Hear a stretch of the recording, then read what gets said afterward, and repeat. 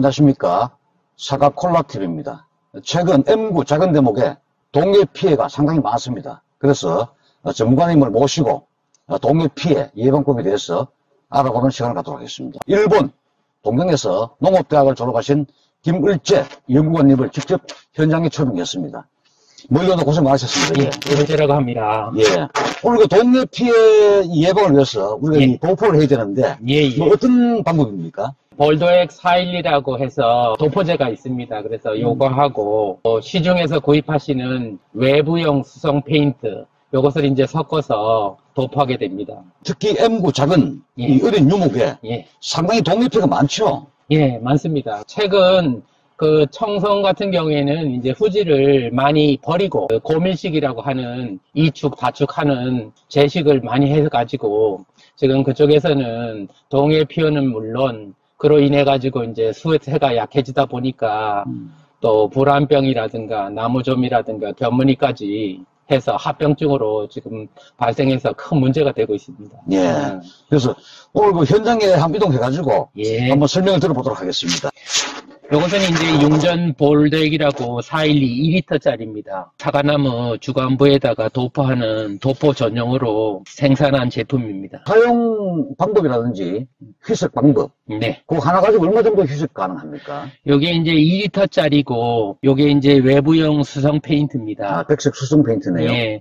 그래서 요거 2리터이기 때문에 수성 페인트 8리터. 그러니까 요게 4리터짜리이기 때문에 2통을 쓸 수 있는 겁니다. 희석을 한번 해볼까요? 예, 그러면 지금부터 한번 희석을 해보겠습니다. 아, 미리 따놨습니다. 예. 편의를 위해서. 그러니까 요게 2리터니까 1리터 정도, 즉 4리터에 1리터. 그리고 수성 페인트이기 때문에 물을 조금 넣으셔야 됩니다. 이 종이컵으로 한 반컵 정도. 종이컵 반컵을 넣어달라. 예. 잘 희석하셔가지고. 이렇게 그 보도액 살리하고 외부 수성 페인트를 혼용해서 도포해주면은 어떤 그 효과가 있을까요? 동해 방지 차원에서요. 요것을 이제 도포를 하시게 되는데 나무라고 하는 것, 즉 사과나무는 가을철이 되면 이제 겨울 준비를 합니다. 그래서 겨울로 이제 넘어갈 때는 예를 들어서요 12월 말이나 1월 정도에는 이제 휴면 상태에 들어가기 때문에 그 뿌리라든가 주간에 수액의 그 농도가 높기 때문에 크게 그 동해를 받지 않습니다.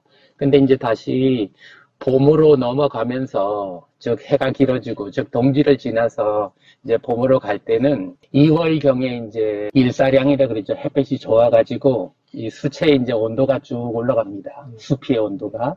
우리 보르도액 412를 바를 경우에는 그 수채가 무도포에 비해서 한 10도 정도 온도를 갖다가 저하시키는 그런 효과가 있습니다. 그리고 또 하나는 그때 수채가 온도가 올라가서 그날 갑자기 이제 추워진다는가 할 때 그 나무가 이제 동해 스트레스를 받게 돼요.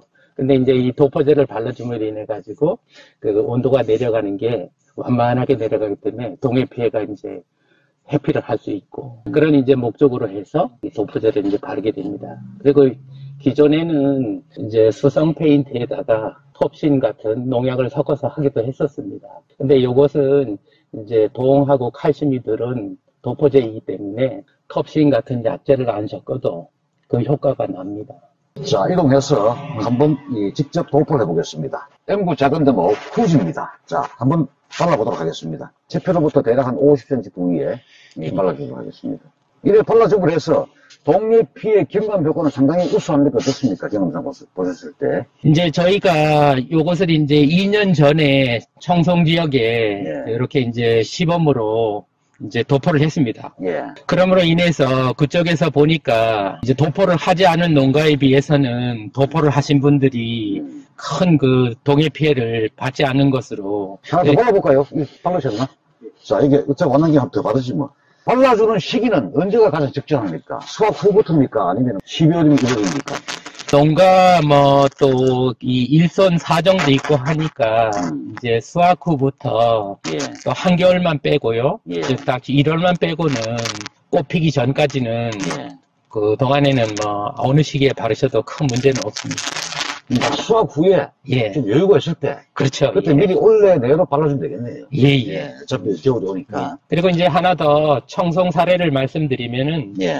그 청송 같은 경우에는 이제 도포를 하지 않은 농가들은 그 동해 피해도 많이 받을 뿐더러 이제 동해 피해를 받게 되면은 이제 수액이 당분이 있다 보니까 봄에 날씨가 따뜻해지고 하면은 이제 발효가 일어납니다. 아, 발효가. 네, 그러니까 이제 그때 나무좀이 좋아하는 냄새가 나는가 봐요. 나무좀들 피해가 이제 도포를 한 구에서는 그렇게 없는데 도포를 하지 않은 구에서는 심하더라고요.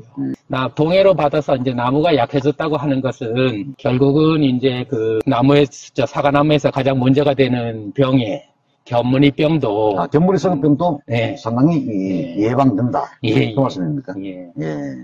그리고 이제 전체적으로 나무가 약해지면은 또 불안병이라고 하는 나무가 썩는 병들도 문제가 생깁니다. 그래서 이게 동해를 방지로 해서 이제 나무가 건강하게 크다 보니까 이제 그런 부분에서도 이제 메리트가 생기고. 나무 생육에는 뭐 큰 문제는 없습니까?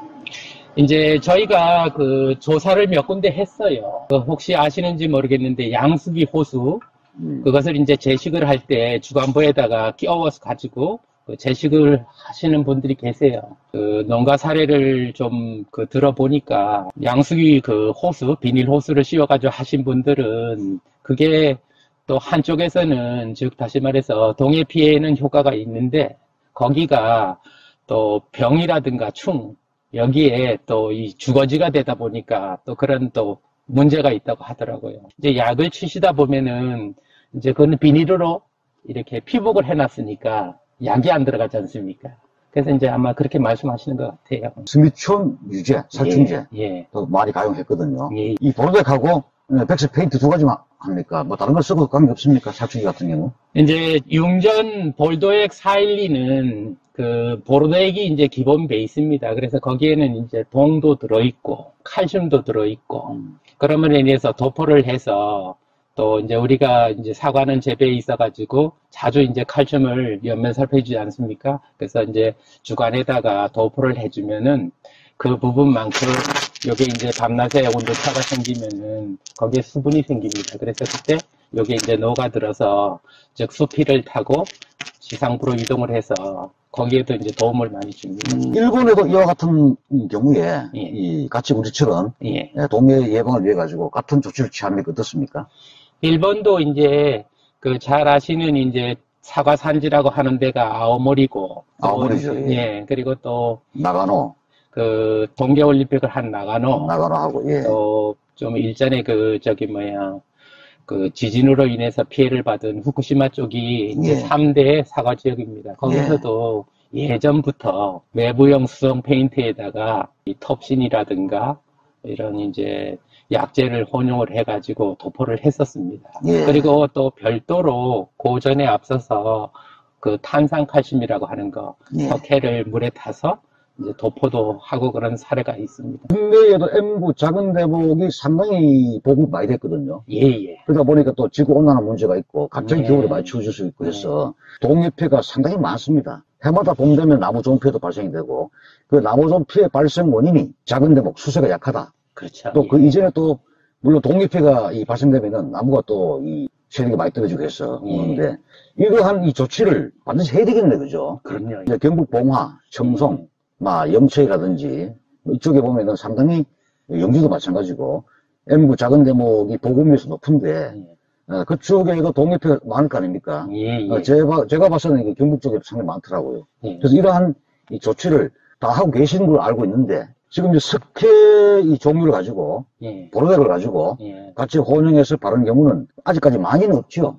이제 저희가 처음 시도하는 겁니다. 처음 시도하는 겁니까? 그래서 2년 전에 경북에 이제 계시는 교수님을 모시고 자문을 구해가지고 그렇게 이제 개발하게 되었고, 보르덱을 그냥 바르게 되면은 비라든가 또 기후에 의해서 자꾸 흘러내립니다. 그래서 이제 외부용 페인트, 그것을 이제 혼용을 해서 바르게 되면은 흘러내림이 방지되고 이 착안을 하게 됐습니다. 그래서 저희 융전연구소도 요것을 이제 그 시제품을 만들어 가지고 주변 농가에다가 도포 시험을 했었어요. 한번 이렇게 도포를 함으로 인해 가지고 큰 이변이 없는 한은 한 3년에서 4년 정도 이렇게 유지가 되더라고요. 여기 이제 나무가 가만히 있으면은 상관은 없는데 자, 굵어지죠. 나무가 이제 네. 크다 보니까 네. 그때 틈이 생깁니다. 그래서 맞아요. 네.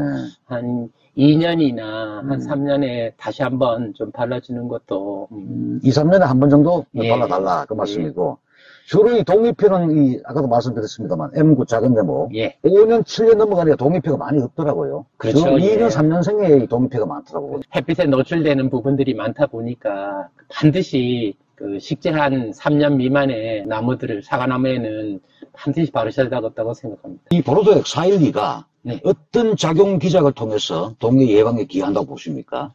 그래서 이제 작용 기장에 대해서 좀 간단하게 설명을 드리면요. 2월경에 가면은 이제 익년이죠. 내년 이제 2003년도 2월쯤 가면은 겨울이라도 따뜻한 이제 겨울이 있습니다. 그래서 해가 일사량이 좋은 날이 그러면은 이제 수채 즉 수피가 이제 온도 변화가 생겨요. 그래서 그때 이제 온도가 쭉 상승을 하는데 이 외부형 수염 필터하고 보르덱을 발라줌으로 인해 갖고 햇볕을 이제 반사를 합니다. 그래서 저희가 그 시험을 해보니까 살포구 이제 도포 한 대하고 즉 살포구하고 또 도포를 하지 않은 무살포구에서는 그 온도를 측정해 보니까 한 10도 정도의 온도 차이가 나요. 그리고 또 이제 그 일사량이 그 온도가 10도 이상 올라간 나무보다 10도 이상 안 올라간 나무는 이제 이게 온도가 내려갈 때도 서서히 내려가다 보니까 그 시기 가서도 또 이제 그 일기 급변에 의해서 갑자기 다시 이제 동해가 즉 다시 말해서 마이너스로 떨어지는 날들이 생겨요.